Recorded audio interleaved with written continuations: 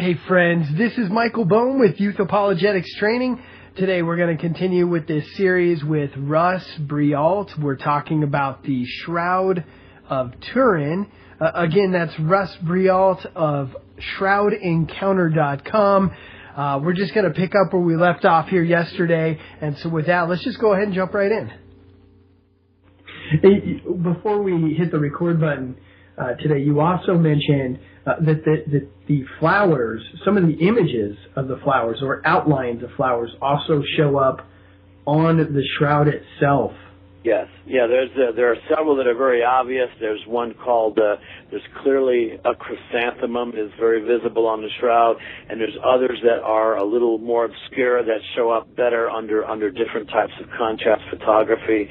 But there are clearly flower images on the shroud, including about 200 images of images, if you will, of a spice plant called pistachia, and of course we know that they brought spices to the tomb. And again, several of those flower images are from plants that only grow in the areas around the Holy Land, which is why Avinoam Danin says what he says, and so. Yeah, it's a very, there's a lot of interesting stuff there. And then another piece of data that's very intriguing is that they determined, they found particles of calcite, which is the common ingredient in road dirt, and they found it in only 2 locations, on the feet and on the knees. And of course, what would you expect from someone who walked in sandals and fell under the weight of the cross?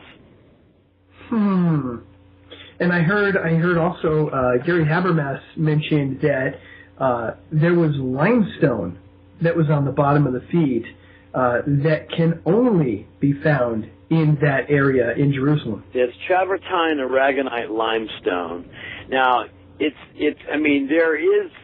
obviously, this is not the only place in the world where you can find travertine aragonite limestone, but it is very common to the hills surrounding Jerusalem, and it's and again this calcite is made from that limestone, and the researchers went back to Israel in 1986. And they took soil samples from 9 different locations around the country. And the only place that had the same chemical signature as the particles removed from the shroud, that sample came from the Damascus Gate in Jerusalem. And so I'm saying, man, you can't get much more specific than that. It's, so again, what's interesting is that we talk about all this kind of data, and if we allege it's the work of a medieval artist, then we have to have an artist that that also fabricated all this kind of detail as well, with the pollen and the limestone and all that. So at some point it becomes absurd. Right. So we have this shroud. It has an image that is very anatomically correct of somebody who has been crucified. We have holes in the wrists. We have that blood separation, that exudate blood separation that's happening. The image has distance information encoded into it. You're able to see the bones of the hands and some of the teeth. You have image dropout happening where you have parts of the image that show up even though it wasn't touching the flesh, but yet there's no brush strokes. There's no real evidence that it was painted on there somehow. It's only 1 to 2 microns into the fibers, which if you were to paint that on, I just don't even see how you would be able to do that without it seeping deeper than that. It's a monochrome image, and there's pollen that is primarily found in that part of the world, all over it. Images of flowers that can be found in that part of the world. Limestone that can be found in that part of the world. You have the extended stomach. It's just one thing after another. Either this is an amazing elaborate hoax, and I mean they really did it up, or this is actually basically an image that happened as Christ was resurrected, or as his spirit entered back into his body, I guess, if you will. This is pretty amazing. Okay, what about this? You find some people say, okay, there was carbon dating that was done on the shroud. It was found to be somewhere around 1200 to 1350 A.D. I've heard many explanations. 1260 to 1390. Oh, okay. And I've heard many explanations. One was, well, they took it from a corner that had been handled with human hands so many times that, it kind of threw off the carbon dating. Another one was that there was a fire, and that particular corner was replaced. What say you? Well, what say me is that when they had violated the sampling protocol that was established, they were supposed to cut at least 3 different samples from 3 different locations on the cloth. They didn't do that. They cut 1 sample from the outside corner edge. So, first of all, any archaeologist would tell you to stay away from the edges and the corners, from anything, because that's always going to have your possibility for maximum contamination. So just on common sense would have said not to take it from any of the outside corners. But why listen to common sense? I mean, so they cut this 1 sample into 3 little postage stamp size samples and sent that off to 3 labs. And now chemically we know that corner is not consistent with the main body of the shroud. There appears to be some significant inconsistencies between that corner that was cut for carbon dating and the main body of the shroud. So if there is a problem with that corner, of course, by only cutting 1 sample, we'd have nothing to compare it with. And so now what's very intriguing is that last year came out of the university or Padua University in Italy. It's been 26 years since carbon dating, and there's been no attempt to carbon date it again. And so if you're going to try to come up with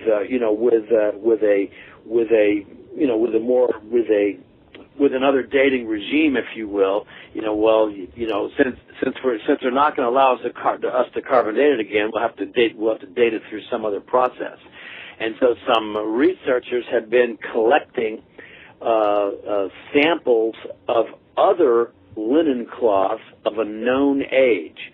So in other words, they got samples from a cloth that they knew was about 1,000 years old, and then they got another sample from a piece of the Masada cloth, which we know is 2,000 years old, and then a piece of an Egyptian mummy cloth, which we know is 5,000 years old, and they had about 12 dozen samples of all these different linen cloths, and they assessed them all chemically to determine the rate of chemical decay.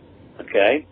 And so they developed a plot line, if you will, of this predictable chemical the decay, and then they compared it with the shroud because they had some shroud fibers to work with. And what they determined is that, this was published last year, that they estimated the shroud had a date range of 280 BC to 220 AD. That puts 1st century right in the middle. So now who's right and who's wrong? And so now here's the problem with carbon dating. They assigned the date range of 1260 to 1390. Well, here's what we know. We know that the shroud was in Constantinople in 1204 and was stolen during the Fourth Crusade. Well, 1204 is already older than the oldest carbon date. And it didn't just get there in 1204. It got there in 944. And then where was it before 944? It was in Edessa, which we've talked about earlier, because this cloth had been in Edessa, ever since, circa 1st century. And So the carbon dating breaks down just on the historical trail alone, and it's and then you add this latest research coming out of Padua University looking at the chemical decay of other cloths. You know, it's pretty certain that carbon dating is wrong. Now, does that mean it's first century? I don't know. All I know is carbon dating is wrong. Just from the historical trail, I know it's wrong. I also heard that there was cotton found in the sample that they pulled from the shroud and carbon dated. Yeah, this is an indicator that maybe the cotton was used to effect some kind of a medieval repair. Part of that, one of the theories as to what went wrong with carbon dating is that maybe that corner was actually repaired using cotton threads, and then because Ray Rogers, a chemist, obtained thread samples, from that corner that was cut, and he found evidence of dye. He found evidence of starch. He found evidence of cotton, and there is no dye, starch, or cotton anywhere else in the shroud, but for some reason it appears to be in that corner, and so it suggests that corner may have been subjected to a medieval repair. And but until we get access to the cloth again and do some really close analysis, that'll probably just remain one of many theories as to what happened to that, to carbon dating. It's again, I'll say this is that I'll just reaffirm that the alleged carbon date does not correlate with the historical trail. And because we know that this cloth was in Constantinople in 1204 and was stolen during the Fourth Crusade, and it's and like I said, that's already older than the oldest carbon date. Okay. Another objection on various skeptic websites is that the shroud has a complex herringbone weave in it that's not known from the time of Jesus. Well, this is not true, actually. It is a 3-to-1 herringbone pattern weave. It is now the individual threads are hand spun, so that we know that it is ancient because the spinning wheel was invented in the 12th century, so it was manufactured prior to that. Now this herringbone twill pattern weave is doable in first century. We have found examples of 3-to-1 pattern weave in silk and wool from first century. We've found examples of it also in flax linen from the 2nd century. Now what's very interesting is this. I think we have to look at Joseph of Arimathea. Now, who was Joseph? He was a Pharisee. He was attached to the temple. Now, remember, he's the man who and the scripture says, Joseph of Arimathea, a rich man, purchased a fine linen cloth. So we know from the get-go that whatever Joseph purchased is going to be a fine linen cloth. Now, a typical linen cloth, one that you will find, when you do find linen, it's almost always a standard 1-to-1 pattern weave because that's just common linen. It's a standard manufacture.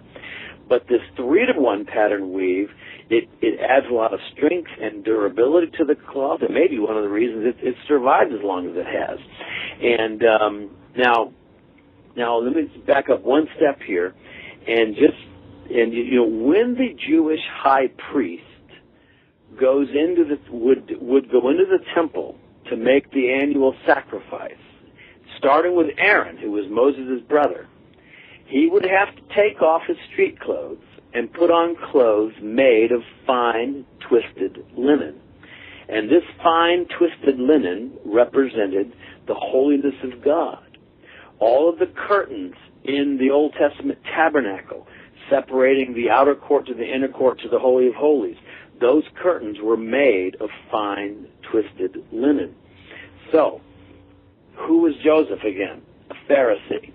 When he, personally, what I believe, is that he purchased linen from the temple store, a linen worthy of a high priest about to enter the Holy of Holies.